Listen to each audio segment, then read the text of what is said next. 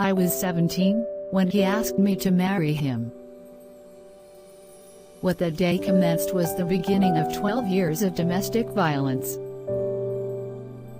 Sometimes, I would use my voice to speak up for my needs and what I needed, or to voice my opinions, and it would be met with violence. There were many bruises, many tears and many tantrums. So, it was really late and I was trying to get home. I keep on looking on my phone. I don't know where you are right now, but when I see you, I'm going to mess you up. My heart was in my throat at that time. So, the taxi pulled into the driveway, and the first thing I noticed were the clothes all over the street. I got the keys, my hand was shaking and I was trying to open the door. And "Where have you been?" he said. The first thing I noticed was, I could smell alcohol in his breath. He was drunk.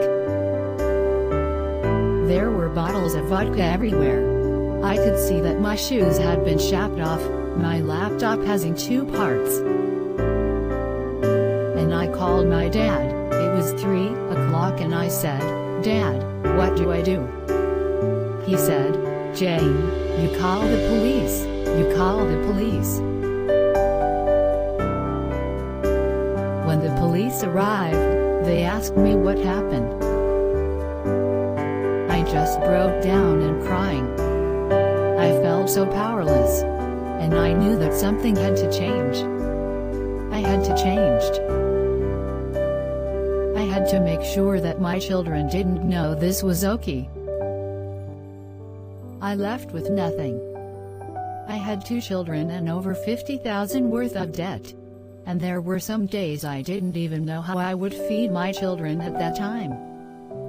And so, we're in the supermarket after school and we're walking through all the aisle and I'm seeing everything that I would love to eat.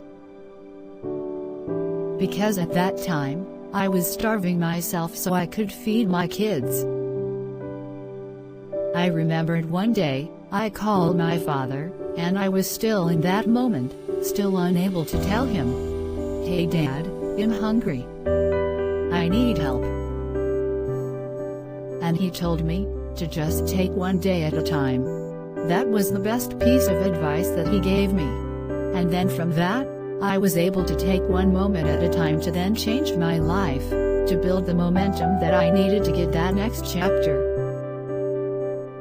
And it was just 8 years later, that I had a full circle moment that I was in a supermarket parking lot. And I'm feeling grateful that I've got the money to pay for the groceries and feed my children. Then a woman comes up to me, and she has a 2-year-old son. She walks towards me and say, "Hey miss, do you think you could help me? I am hungry and I don't have any of feeding my son now."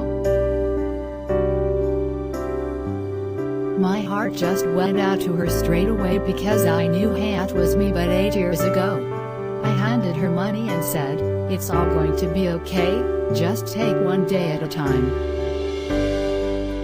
Because when I was brave enough to take those steps, to leave the dysfunction, to set those boundaries, to ask for help like that woman inspired me to do and to ask for,